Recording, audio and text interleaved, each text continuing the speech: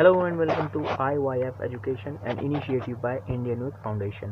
So guys, आज मैं आपके लिए लेकर आया हूँ राजनीतिक विज्ञान की पुस्तक समकालीन विश्व में राजनीति और उसका हम चैप्टर पढ़ेंगे आज, सत्ता के वैकल्पिक केंद्र, चैप्टर 4। तो सत्ता के वैकल्पिक केंद्र कहने का मतलब है कि इससे पहले जो चैप्टर हमने पढ़ा वो था अमेरिकी वर्चस्व, जिसमें पूरे विश्व में केवल एक ही शक्तिशाली देश है जो अमेरिका है और संपूर्ण विश्व में उसी का ही वर्चस्व चलता है।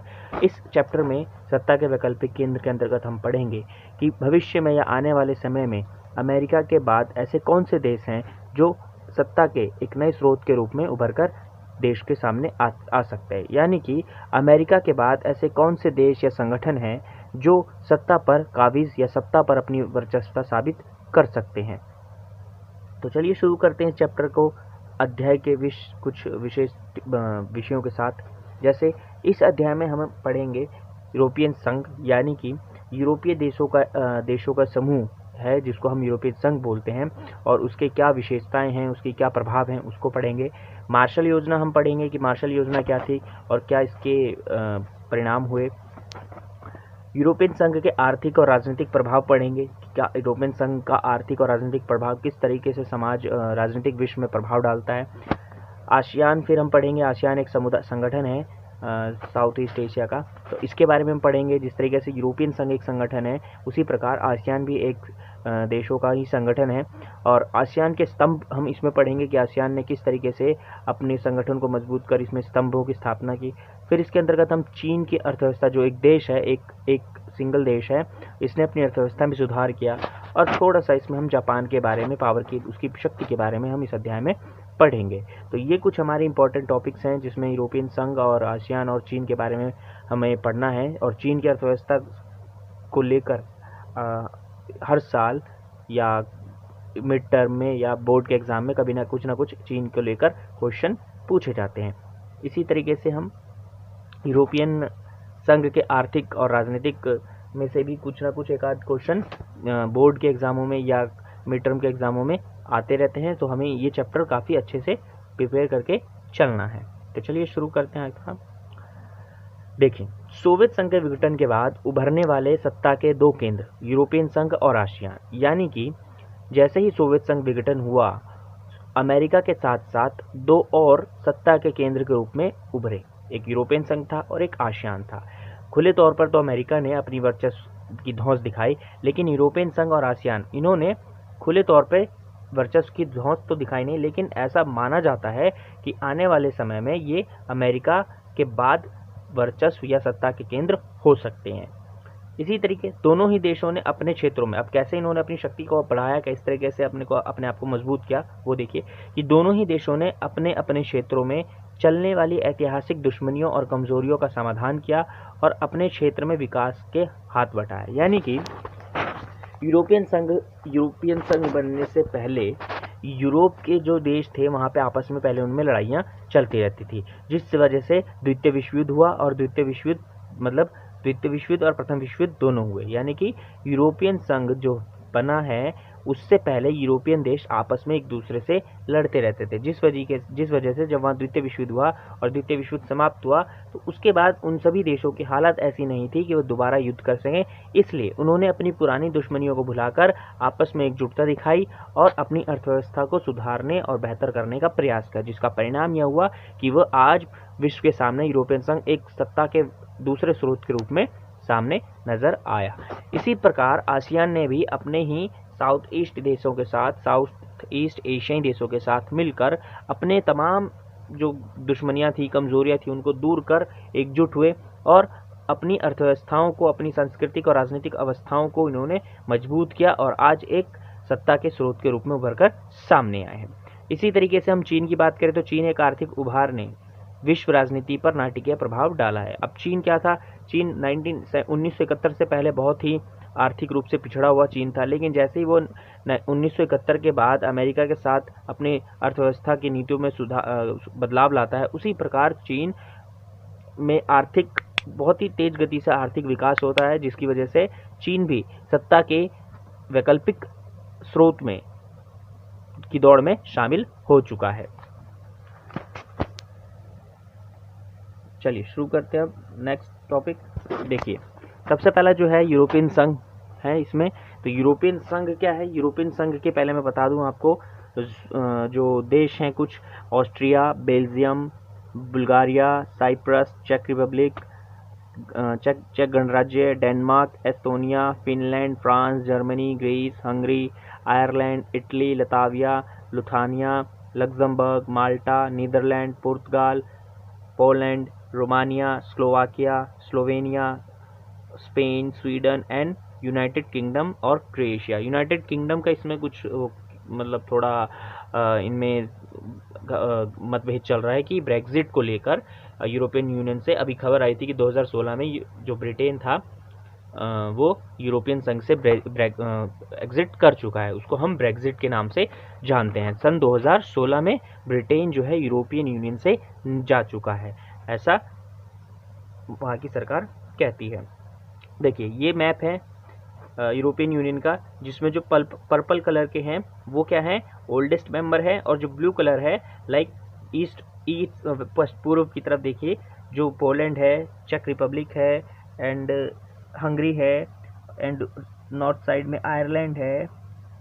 तो ये सब क्या हैं? ये नए देश हैं जो बाद में जब सोवियत संघ का विघटन हुआ और सोवियत संघ के 15 नए गणराज्य अलग अलग बने, उन्होंने क्या करा? अपने आप को यूरोपियन संघ में शामिल कर लिया। तो तब से ये क्या दिखाता है? ये मैप दिखाता है ओल्ड और नए। यानी जब यूरोपियन संघ बना था तब इसमें 12 देश शामिल थे, और 12 देशों ने मिलकर इस यूरोपियन संघ की स्थापना की थी, जिसमें बाद में धीरे धीरे जो कई देश थे वो यूरोपियन संघ के जुड़ते चले गए। और हम इसी प्रोसेस के में यूरोपियन संघ की बात पढ़ेंगे कि यूरोपियन संघ का विस्तार और मेकिंग किस तरीके से हुआ। देखिए यूरोपियन संघ, अब देखिए इसके बैकग्राउंड में मैंने स्टार्स लगाए हुए, मतलब एक झंडा लगाया है जो यूरोपियन यूनियन का एक झंडा है, फ्लैग है, जिसमें 12 सितारे हैं, और इन 12 सितारों का मतलब एकता का प्रतीक है, यानी कि इन यूरोपियन संघ के सभी देशों का एकता का प्रतीक है ये 12 सितारे। देखिए दूसरे विश्व युद्ध के बाद यूरोप के देशों को बहुत नुकसान हुआ, और अमेरिका ने यूरोप की अर्थव्यवस्था को सुधारने के लिए राष्ट्रपति जॉन मार्शल ने 1948 में आर्थिक मदद की, और इसे ही मार्शल योजना के नाम से जाना गया। यानी कि अर्थात जब दूसरा विश्व युद्ध समाप्त हुआ तो संपूर्ण यूरोप मंदी की, महंगाई की मार झेल रहा था, यानी कि वहाँ की अर्थव्यवस्था पूरे तरीके से तहस नहस हो चुकी थी। और उस समय अमेरिका और सोवियत संघ ही ऐसे देश थे जो बहुत ही पावरफुल और बहुत ही आर्थिक रूप से मजबूत थे। तो उस दौरान पश्चिमी यूरोप के देशों को अमेरिका के उस समय राष्ट्रपति जॉन मार्शल थे, जिन्होंने बहुत ही भारी मदद, यानी बहुत आर्थिक मदद उनको प्रदान की यूरोपीय देशों को, और उसी को ही मार्शल योजना के नाम से जाना गया। तो कभी कभार पेपर में आ जाता है कि मार्शल योजना क्या है या इसके आप क्या समझते हैं। तो सिंपल सा है कि द्वितीय विश्व युद्ध के बाद अमेरिका द्वारा यूरोप को प्रदान की गई आर्थिक सहायता, जिसको जॉन मार्शल द्वारा दिया गया था, इसी को ही मार्शल योजना के नाम से जाना गया। नेक्स्ट, इस योजना के तहत 1948 में यूरोपीय आर्थिक सहयोग संगठन की स्थापना की, जिसके माध्यम से पश्चिमी यूरोप के देशों की आर्थिक मदद की गई। अब इसमें क्या करा? जैसे ही अमेरिका के राष्ट्रपति ने उनको मदद की 1948 में यूरोपियन आर्थिक सहयोग, उन्होंने तुरंत क्या किया? एक यूरोपीय आर्थिक सहयोग संगठन बना लिया, यानी कि एक संगठन बना लिया कि जितने भी यूरोपीय देश हैं वो सब इस संगठन का हिस्सा होंगे, और सभी अपनी अर्थव्यवस्था के सुधार के लिए इस संगठन से लोन लेंगे, और धीरे धीरे करके लोन, जो ऋण है, वो चुकाते रहेंगे। फिर 1949 में यूरोपीय परिषद राजनीतिक सहयोग का गठन हुआ। इसी के मद्देनजर रखते हुए 1949 में नाटो भी एक बनी थी, सैन्य संगठन। और फिर सैन्य संगठन बनने के बाद क्या हुआ? 1949 में एक यूरोपीय परिषद राजनीतिक सहयोग का भी गठन हुआ कि किस तरीके से हम अपनी राजनीतिक गतिविधियों को सहयोग के माध्यम से सुलझा सके। इसके परिणाम स्वरूप 1957 में यूरोपियन इकोनॉमिक कम्युनिटी का गठन किया गया, यानी कि धीरे धीरे जो यूरोपियन संघ एक आर्थिक समुदाय था, आर्थिक सहयोग संगठन था, वो अब धीरे धीरे अपने राजनीतिक पैर फैलाने लगा, यानी कि अब वह एक दूसरे के आर्थिक सहयोग के साथ साथ एक दूसरे के राजनीतिक सलाहकार सहयोग भी करने लगे। यूरोपियन पार्लियामेंट के गठन के बाद, यानी कि अब इस प्रक्रिया में राजनीतिक स्वरूप ले लिया, यानी कि जब संपूर्ण यूरोप देश के लिए एक पार्लियामेंट गठन किया गया, और इस प्रक्रिया ने एक राजनीतिक प्रक्रिया का रूप धारण कर लिया। जो पहले एक सिंगल देश के लिए पार्लियामेंट होती थी, अब पूरे यूरोपियन देशों के लिए एक पार्लियामेंट बना दी, और जो भी नियम कानून होते यूरोपियन देशों के लिए वो वहाँ पर बनाए जाते थे। अब सोवियत संघ के विघटन के बाद 1992 में इस प्रक्रिया की परिणति यूरोपियन संघ की स्थापना हुई। तो ये प्रोसेस धीरे धीरे जब चला आ रहा था, जैसे ही सोवियत संघ का विघटन हुआ उसके उपरांत यूरोपियन संघ के देशों ने, यूरोपियन यूनियन के देशों ने अपने आप को एक संघ के रूप में स्थापित कर लिया और अपना एक स्थापना दिवस और अपना झंडा उन्होंने बनाया। यानी कि जो शुरुआत इन्होंने यूरोपियन आर्थिक सहयोग संगठन के माध्यम से की थी वो 1992 में एक यूरोपियन यूनियन के संघ की स्थापना के रूप में खत्म होता है। अब देखिए इसकी यूरोपियन यूनियन के विशेषता। अब इस संघ की विशेष बात क्या है? अब इस यूरोपियन संघ की विशेष बात यह है कि यूरोपियन संघ का अपना एक झंडा है, यानी कि अपना एक ध्वज है, अपना एक राष्ट्रगान है, यानी यूरोपियन यूनियन के अपने इन्होंने अपना राष्ट्रगान बना रखा है। इनका अपना स्थापना दिवस है जो ये विश्व सेलिब्रेट करते हैं अपना स्थापना दिवस, और अपनी भी एक क्या है मुद्रा जो है यूरो। इनकी अपनी मुद्रा है जो है यूरो, और एक यूरो जो है संपूर्ण यूरोप के देशों में मान्य है, केवल 2 देशों को छोड़कर, वो है स्वीडन और डेनमार्क।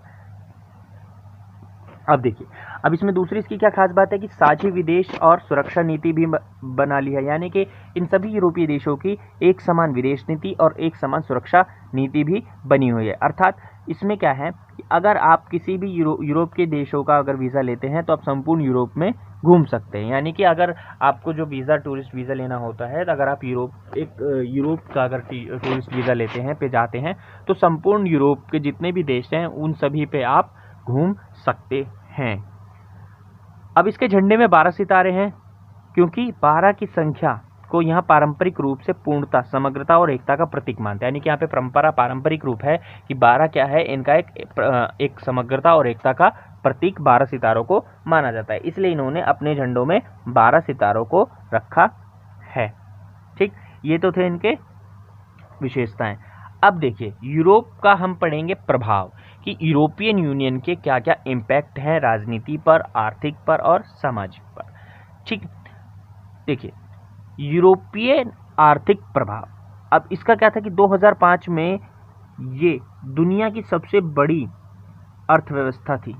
2005 में सबसे बड़ी, यानी इसका जो सकल घरेलू उत्पाद था वो था 12,000 अरब डॉलर का 2005 में। विश्व व्यापार में इसकी जो हिस्सेदारी है अमेरिका से 3 गुना ज़्यादा है, यानी कि यहाँ पे अमेरिका के आर्थिक वर्चस्व को क्या देता है, चुनौती देता है। तो इस आधार पे हम कह सकते हैं कि आने वाले टाइम में यूरोपियन संघ के देश या यूरोपियन संघ भी एक सत्ता का अन्य वैकल्पिक स्रोत हो सकता है। अब इसकी विश्व व्यापार संगठन जैसे देशों में और अंतर्राष्ट्रीय संगठनों भी महत्वपूर्ण भूमिका रही है, यानी कि जो विश्व व्यापार संगठन है और अंतर्राष्ट्रीय संस्थाएं हैं उसमें भी ये महत्वपूर्ण भूमिका निभाता है। उसमें भी ये कई सारे फैसलों पे इसकी महत्वपूर्ण नीतियां या महत्वपूर्ण भूमिका अदा करता है। तो ये तो थी यूरोपियन संघ की आर्थिक प्रभाव, यानी कि बहुत ही इम्पोर्टेंट था। अब हम पढ़ेंगे यूरोपियन संघ के राजनीतिक प्रभाव और फिर उसके बाद सैनिक प्रभाव। ठीक, तो देखिए राजनीतिक प्रभाव क्या है कि यूरोपियन संघ का राजनीतिक प्रभाव क्या है कि यूरोपियन संघ के 2 सदस्य देश क्या है, ब्रिटेन और फ्रांस संयुक्त राष्ट्र संघ के स्थायी सदस्य हैं। अब तो ब्रिटेन जो है एग्जिट हो चुका है, लेकिन अभी भी इस पे कई सारी अटकलें हैं। पूर्ण रूप से ये ब्रिटेन जो है यूरोपियन संघ से एग्जिट नहीं हुआ है, लेकिन 2016 में इन्होंने प्रस्ताव कर दिया था पारित अपनी संसद में कि ब्रिटेन जो है यूरोपियन यूनियन से एग्जिट हो चुका है। ठीक, तो राजनीतिक प्रभाव में क्या है कि जो ब्रिटेन है और फ्रांस है, ये 2 देश ऐसे देश हैं जो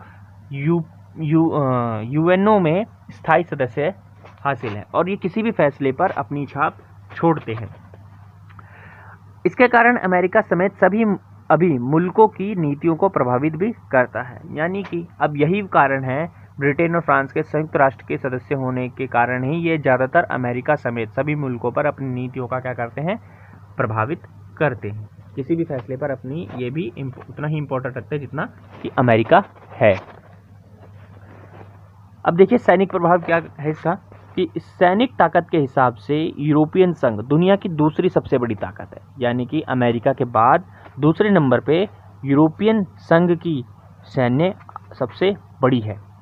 ब्रिटेन और फ्रांस के पास कुल मिलाकर 550 परमाणु हथियार है, यानी कि यूरोपियन संघ में ब्रिटेन और फ्रांस के ही टोटल मिला के उनके पास 550 परमाणु हथियार हैं, जो काफ़ी खतरनाक साबित हो सकते हैं किसी भी देश को खत्म करने के लिए।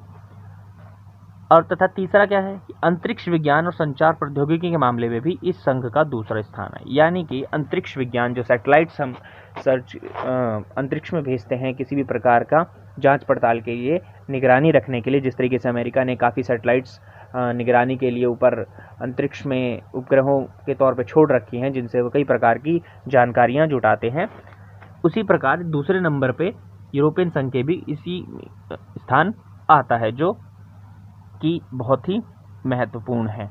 तो ये था यूरोपियन संघ के राजनीतिक और सैनिक प्रभाव, यानी कि ये चीज़ें हैं जो यूरोपियन संघ को काफ़ी प्रभावशाली बनाती है और सत्ता के दूसरे या अन्य वैकल्पिक स्रोत के तौर पर इनको दर्ज कराती है या वकालत करती है।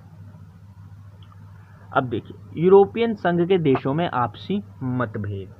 तो गाइस, यूरोपियन संघ जो देश है उसमें संपूर्ण देश यूरोपियन संघ के कानूनों से राजी नहीं है। उनमें कोई ना कोई देश ऐसे हैं जिनके बीच आपसी मतभेद जरूर हैं। जैसे यूरोपियन संघ के देशों की अपनी अपनी विदेश और रक्षा नीति है, जो समय समय पर एक दूसरे के खिलाफ भी होती है। यानी कि इन देशों में एक समान विदेश नीति और रक्षा नीति तो है, लेकिन कभी कभार इनके बीच मतभेद आपसी हो जाते हैं। जैसे अगर हम देखें, जब अमेरिका ने इराक पर हमला किया था तो केवल ब्रिटेन ही ऐसा देश था जिसने इस हमले का साथ अमेरिका का साथ दिया था। बाकी फ्रांस और अन्य देश इस अमेरिका के हमले से विरोध में थे, इस अमेरिका के हमले के विरोध में थे, उसके साथ पक्ष में खड़े नहीं थे। तो इस तरीके से हम देख सकते हैं कि इनकी जो वैचारिक जो भी मतभेद है वो किस तरीके से अलग है। दूसरा, यूरोप के कुछ हिस्सों में यूरो को लागू करने के कार्यक्रम को लेकर काफ़ी नाराज़गी है कि यूरोप के कुछ ऐसे हिस्से हैं जैसे डेनमार्क और स्वीडन, यहाँ पर इन्होंने यूरो मुद्रा को मानने से इनकार कर दिया है। ये अपनी ही करेंसी में किसी भी व्यापार को डील करते हैं। डेनमार्क और स्वीडन ने मैस्ट्रिक्ट संधि, जो मैस्ट्रिक्ट संधि है, और साझी यूरोपियन मुद्रा यूरो को मानने से प्रतिरोध किया है। ठीक, तो ये तो था यूरोपियन संघ के देशों के बीच आपसी मतभेद किन किन बातों को लेकर है। अब है शांगेन वीज़ा।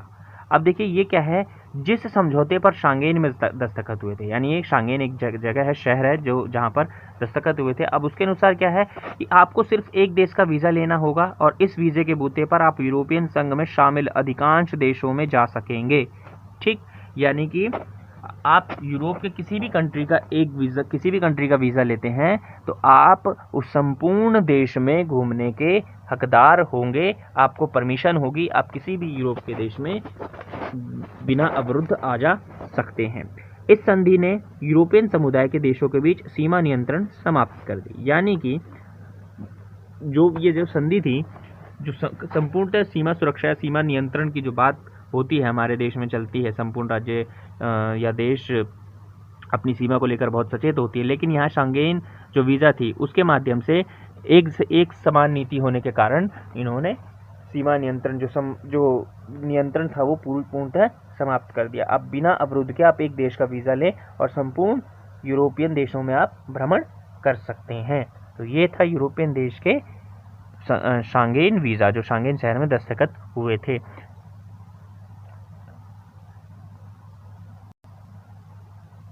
अब देखिए यूरोपियन समुदाय में बाद में शामिल होने वाले देश। अब देखिए जब यूरोपियन समुदाय बना तो उसमें कौन कौन से देश शामिल हुए थे। 1 जनवरी 1973 में डेनमार्क शामिल हुए, फिर आयरलैंड आए और ब्रिटेन यूरोपियन समुदाय की सदस्यता इन्होंने हासिल की। जून 1979 में यूरोपियन संसद के लिए पहला प्रत्यक्ष चुनाव किया गया। यानी कि जब 1979 में यूरोपियन संसद का गठन किया गया तो उसके लिए प्रत्यक्ष चुनाव हुआ, यानी कि जनता द्वारा चुनाव हुआ। संपूर्ण यूरोपीय देशों के लोगों ने उसका चुनाव किया। जनवरी 1981 में यूनान ने यूरोपीय समुदाय की सदस्यता ली, यानी कि यूनान जो ग्रीस के नाम से जाना जाता है अब, उसने यूरोपियन संघ की सदस्यता को हासिल की। फिर जनवरी 1986 में स्पेन और पुर्तगाल ने भी सदस्यता हासिल कर। अब maastricht संधि जो थी वो फरवरी 1992 में यूरोपियन संघ के गठन के लिए maastricht संधि पर दस्तखत हुए। यानी कि जो maastricht संधि है वो इसलिए की गई थी कि संपूर्ण देश इस पे संधि करके इसको एक संघ बनाने के फिराक में इसको संघ बनाने के तौर पर इन्होंने इस पे संधि की और पूर्णतः इस पर हस्ताक्षर कर इसको संघ में स्थापित किया। नई मुद्रा यूरो का प्रचलन, यानी जनवरी 2002 यूरोपियन संघ के 12 सदस्य देशों ने नई मुद्रा यूरो को अपनाया। यानी कि यूरोपियन यूनियन के 12 देशों में ये यूरो मुद्रा का प्रचलन है और यह यूरो मुद्रा का 1 यूरो मुद्रा बराबर 100 रुपये के बराबर 90 से 100 के बराबर होता है। So thank you guys for your this information and आपका थैंक यू करना चाहूँगा। अगर आपको वीडियो में कुछ डाउट्स हो, कुछ भी पूछना हो तो आप नीचे कमेंट सेक्शन में आप कमेंट कर सकते हैं और आपको नोट्स आपको अवेलेबल हो जाएंगे। इसके नीचे इस लिंक में आपको टेलीग्राम का लिंक होगा, उसको आप ओपन करिए, उसको भी सब्सक्राइब करें और जो भी आपको नोट्स हैं वो PDF में आपको इस चैनल पे मिल जाएगा। सो गाइज आप शेयर करें, सब्सक्राइब करें और लाइक करें और अपने फ्रेंड्स को सजेस्ट करें इस चैनल को कि भाई जो भी 12th क्लास जो भी क्लासेस के स्टूडेंट्स हैं वो इस चैनल पर आएँ, उनको सभी क्लासेस के नोट्स और वीडियोस लेक्चर आपको प्रोवाइड की जाएंगी। सो थैंक यू गाइज, ये था पार्ट 1। नेक्स्ट पार्ट में डालूंगा कुछ दिनों में। तो गाइज पढ़ते रहिए। IYF education Indian youth foundation का इनिशिएटिव है। इंडियन यूथ फाउंडेशन ज़रूरतमंद लोगों की सहायता करता है। सो गाइज आप लोग हमें सोशल मीडिया पे फॉलो कर सकते हैं, इंस्टाग्राम, फेसबुक, यूट्यूब पर फॉलो कर सकते हैं #द इंडियन यूथ फाउंडेशन।